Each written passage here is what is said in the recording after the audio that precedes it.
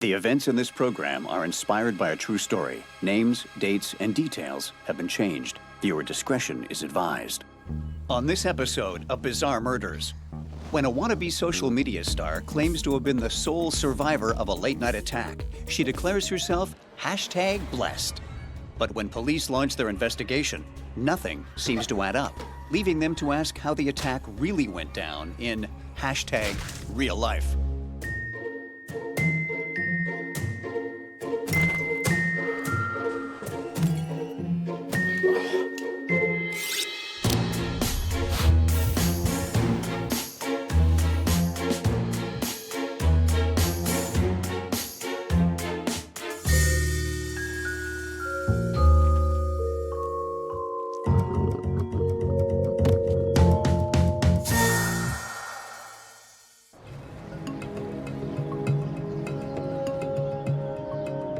Maureen, the manager of a local outdoor clothing and activity store, arrives at work one morning to find the front door unlocked. Assuming the supervisor from the night before has failed to close properly, Maureen simply continues on with her morning routine until she discovers a horrific scene.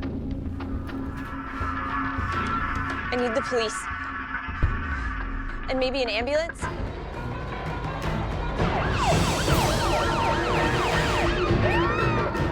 When they arrive, police search the store.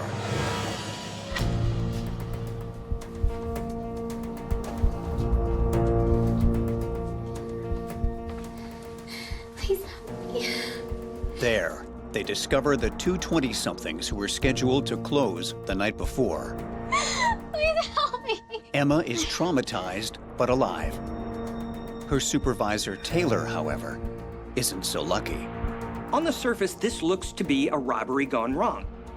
Very, very wrong. You've got one girl who's alive but badly injured, and another who's dead, having been beaten almost beyond recognition. My experience in the FBI tells me that you don't generally see this level of violence with a robbery gone wrong. They generally stop when you're dead.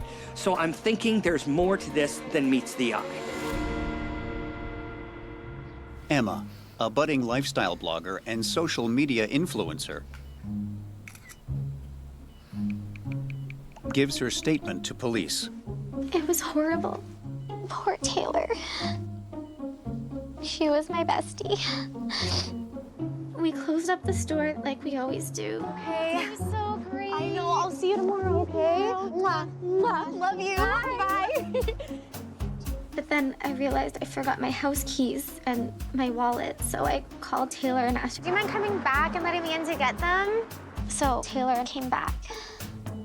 Just as Taylor was unlocking the door, two men rushed out of the shadows, grabbing the women and forcing them inside. You, around there! What? Get around there and open the register! I can't, it's locked! Stop lying to me! No, we already deposited it, there's nothing in there! Open it up or I'm gonna hit you! You're not listening, there's nothing I can do! No! Oh, run! Oh. No! No! No! Emma becomes emotional as she describes hearing Taylor being beaten to death in the next room before being dragged in there herself. And then I saw her lying there dead. Emma says the men began panicking when they realized Taylor was dead.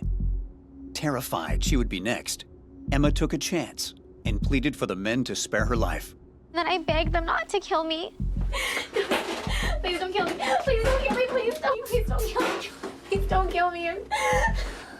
I couldn't tell who they were, so I swore I wasn't gonna tell anybody what happened. Don't kill me! Just say anything, and we'll come back and kill you too. Come on, let's go.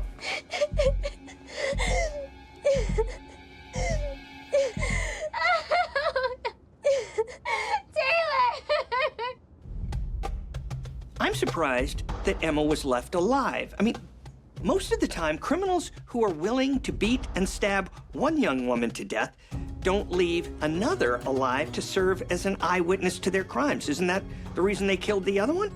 In fact, it's so unusual that Emma should be writing to the Pope because she just got her miracle. As she finishes her tragic tale, Emma seems overcome by guilt. If it weren't for me, Taylor would still be alive. Detective Armstrong assures Emma that he'll do everything he can to bring Taylor's killers to justice. Thank you. The thing with victims like Emma, young, pretty, the whole bit, is that people see them as infallible. They can't lie or be mistaken. I mean, how could they when they look so innocent? But if there's one thing we should have learned by now in this age of social media, it's that the image and the truth don't always go hand in hand. Emma soon discovers that surviving tragedy is a fast track to gaining followers.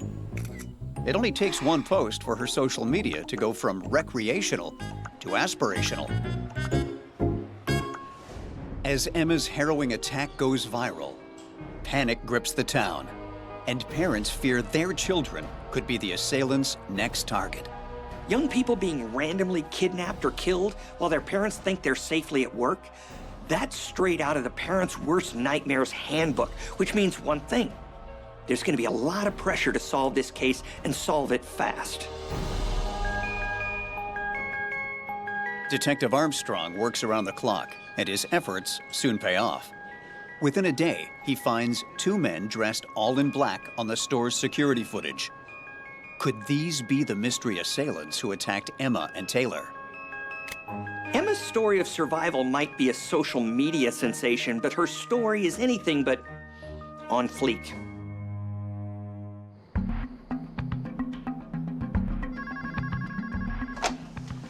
Armstrong. Detective Armstrong tracks down the men from the security footage, but soon learns they simply cut through the strip mall's parking lot on their way to a party. With solid alibis for the remainder of the night, they're eliminated as suspects.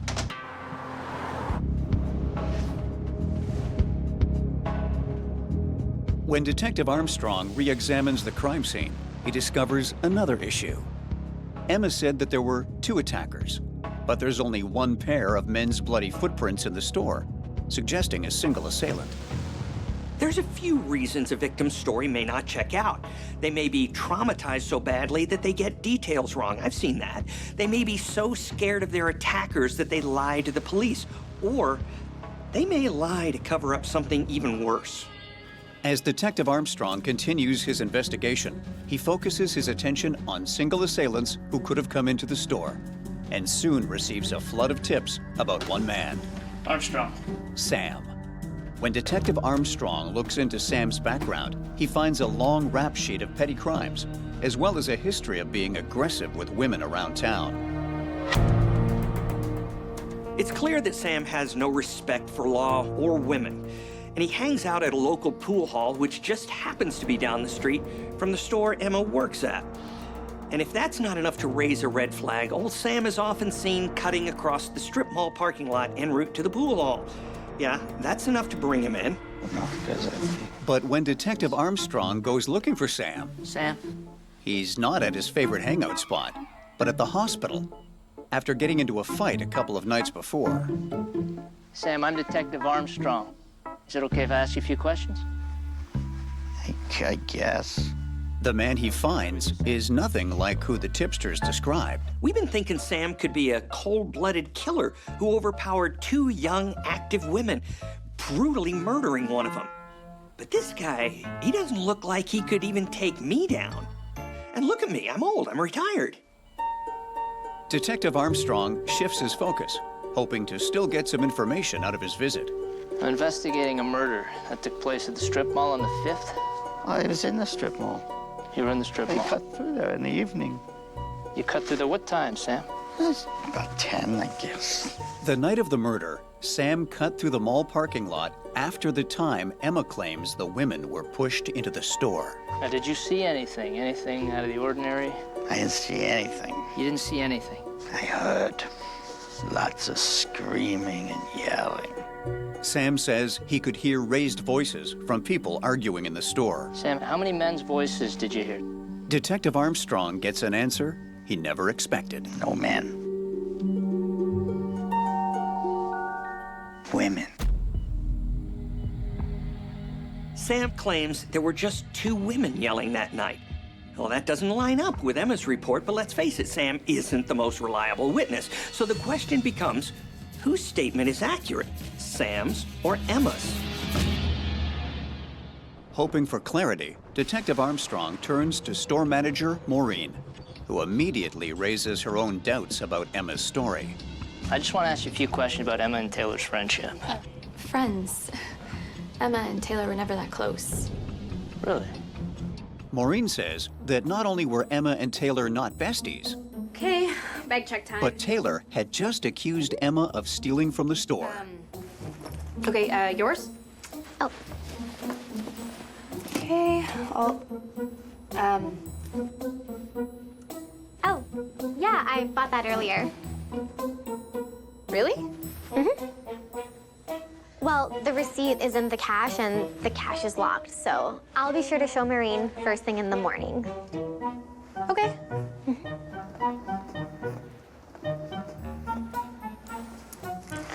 Thank you. After you. Taylor sent Emma home, telling her they'd discuss the issue again in the morning. Once she left, though, Taylor became increasingly convinced that Emma had stolen the tank top. Hey, Maureen, it's Taylor. Listen, I don't want to have to do this, but Taylor told me Emma had a swim scholarship at college and she lost it and she got kicked off the team when she was caught stealing. Really? Emma had been the star of her swim team, and her future looked set. But she was unable to stop stealing, and eventually was kicked out of school. all right, I'll see you tomorrow. There are two types of theft, normal theft and obsessive. Normal theft is deliberate and motivated. They want something, an item, or the cash they can get from selling it. Obsessive theft is more random. Most of the time, they don't even know why, but they can't stop themselves. This second kind of theft often points to larger issues. That okay? Emma could have paid for that top, but instead, she pulls a full-on Winona Ryder. Emma had only just gotten her life back on track, developing an online presence and getting her job at the store. But now, a single tank top could derail her again. Detective Armstrong has concerns about Emma's story, and these only increase when he learns that Taylor's car has been found a block away from the store, with Emma's fingerprints and blood in it. If it were just Emma's fingerprints and they were, say, on the passenger side, it would be easy to believe she got a ride home from work with Taylor one day. But her fingerprints and the blood were on the steering wheel. And that can only mean one thing.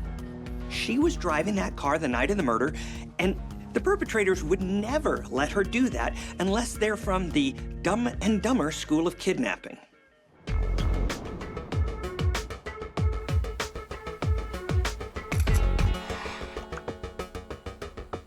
When Detective Armstrong confronts Emma, Okay, Emma, I have a question for you. We found your DNA in Taylor's car from the night of the murder. she immediately breaks down. Oh my gosh. I totally forgot. She tells Detective Armstrong that the men who attacked her had seen Taylor's car double parked in front of the store. Someone's gonna notice the car outside, and we're gonna get busted. You, go move the car. What? Don't move the car. And they said if I wasn't back in 10 minutes that they were gonna kill me. Emma claims she did exactly as she was told, parking the car a block away, then returning straight to the store. Say you're in a hostage situation. You're the hostage, and the perps holding you hand you your car keys and tell you to be back in 10 minutes. Don't do it. Run away. Get away. Get your ass in that car and call the police. Even if there are still people being held hostage, your best bet is calling the police and then doing what the police tell you to, not playing nice with your kidnappers and hoping they'll take pity on you and let you live. They're not nice. And I'm so sorry. I forgot. I remember now. The trauma from the night. Like memory issues, trauma can lead to amnesia as people's brains literally block out aspects of the event they can't deal with. So it's completely possible that Emma had temporary amnesia. We get that. But most victims of crime don't leave out only those parts that might incriminate them. That's not temporary amnesia, that's convenient amnesia, and you usually only see that with people who have something to hide. Detective Armstrong isn't convinced by his eyewitness's latest story, so returns to the scene of Taylor's murder, hoping to get some new insight on the case.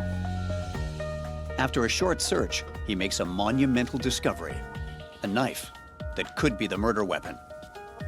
He preps it to be sent out for DNA testing. This case is all about he said, she said. So finding a potential murder weapon, one that could have DNA evidence on it, is just what we need to figure out who's telling the truth and who's using a rose-tinted filter on their story. Detective Armstrong goes over the rest of the crime scene with a fine-tooth comb.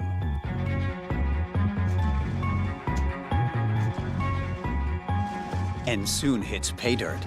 A bloody shoe from a brand sold at the store. When he checks his new discovery against the male footprints in the store, he finds a perfect match. So not only were these mopes letting their hostages have yelling fights and sending a hostage out to move a car, but now one is taking off his shoes to put on new shoes, walking around in them for a little while and then leaving them at the murder scene. If it weren't for Taylor's very real dead body, I think I was being punked. Police send the shoes out for testing, and when the results come back, they clear up a lot of questions. The blood on the outside of the shoe is Taylor's, and the DNA on the inside is Emma's. That means Emma handled those shoes the night of the murder. And what does that tell us? It says that Emma not only killed her coworker, but then went to elaborate lengths to cover it up, even inventing fake assailants and playing the victim. The problem was that Emma assumed police would automatically buy into whatever she told them. And in doing so, she broke one of the criminal commandments. Thou shalt never underestimate the popo.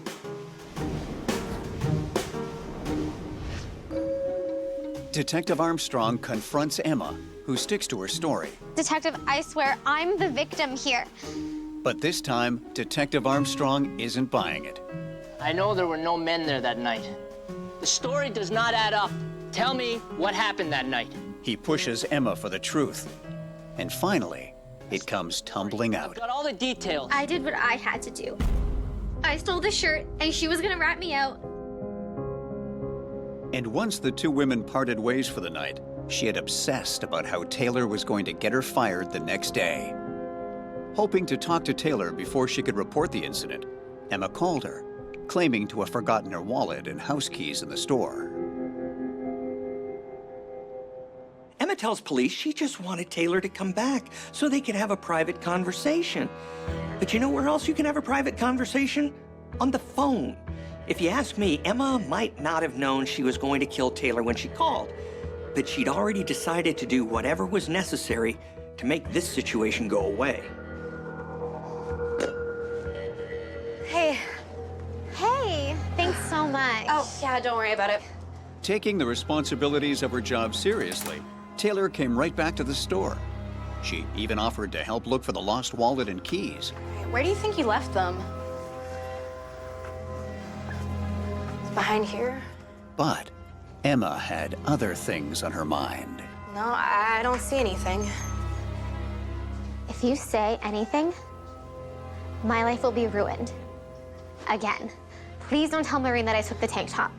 Emma had her life fall apart once before because of stealing, and then just when she felt she'd gotten back on track, she saw everything about to slip away again. And that's when she went into self-preservation mode. And the problem with that is this. Even if people seem rational at first, when they get into self-preservation mode, anything can happen. Emma, I'm really sorry. I already called Maureen. Why would you do that? I wasn't trying to get you in trouble. It's just... Is your life so horrible that you had to ruin mine too? Calm down. Do not tell me to calm down. I'm out of here. I have to go. Taylor. Ah!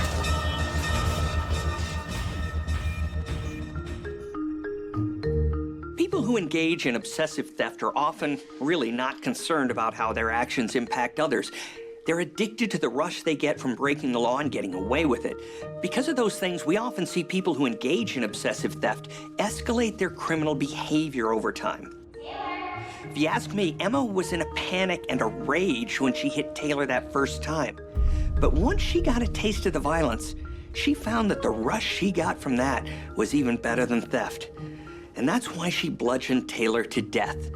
She didn't want that moment to end. Emma may have done the crime, but she didn't want to do the time. So she moved Taylor's car to give herself a chance to cover her tracks. Then, realizing she couldn't, she decided to make new ones.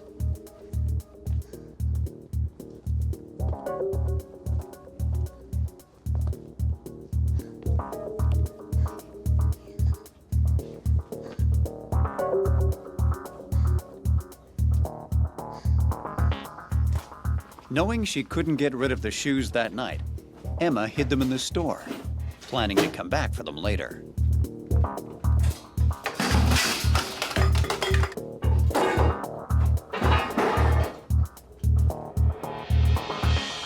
Once the scene was set, Emma gave herself just enough injuries to make her story believable.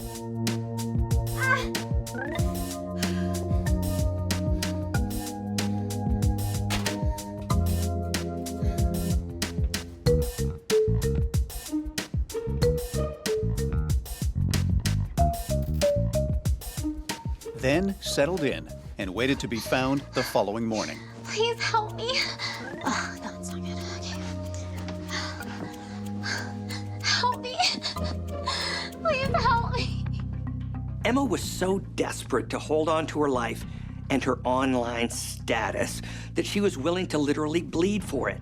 That shows the same kind of extreme behavior and impulse control issues that I suspect led her to steal and then to kill. Having heard her confession, Detective Armstrong charges Emma with first-degree murder. Emma, you're under arrest. Emma is convicted of murder and sentenced to life in prison. Emma apparently got confused between slay the day and slay your coworker. It's easy to do. And so in trying to save herself from being fired over stealing, she got herself locked up for murder. Talk about your epic fail.